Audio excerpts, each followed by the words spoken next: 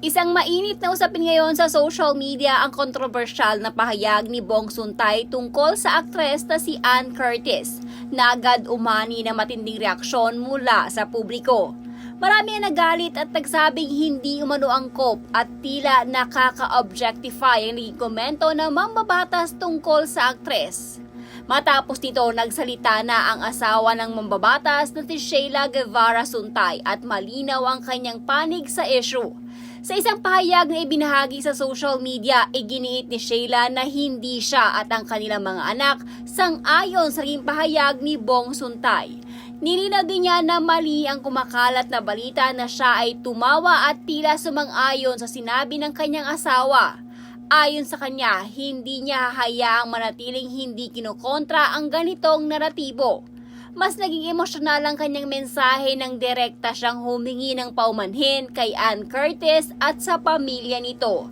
Ayon kay Sheila, walang babae ang dapat pagsalitaan sa ganoong paraan. Dagdag pa niya, nauunawaan niya kung bakit maaaring hindi sapat ang mga salita lamang upang matugunan ang sakit na dulot ng naturang pahayag.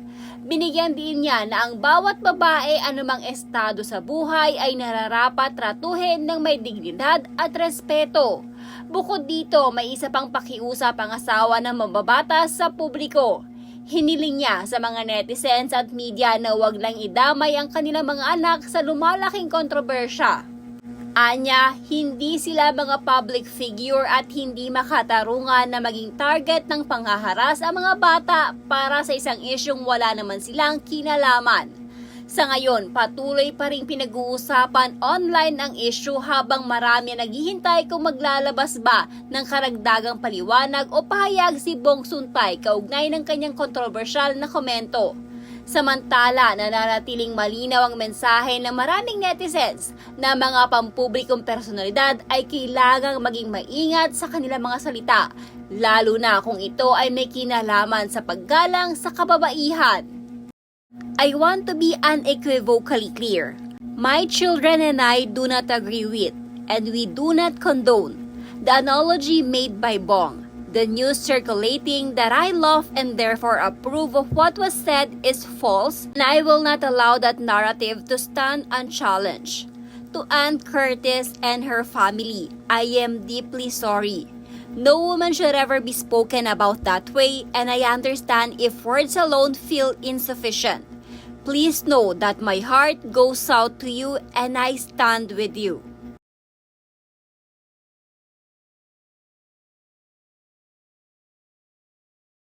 Every woman, regardless of who she is, whose wife or daughter she may be, or whatever her background, deserves to be treated with dignity and respect. That is a value I hold deeply and will never compromise on. I also make this appeal with all sincerity. Please, leave me and my children out of this. We are not public figures. My children are children. No mother should have to watch her children be targeted and harassed for something they had no part in. I humbly ask the public and the media to respect that boundary. Thank you.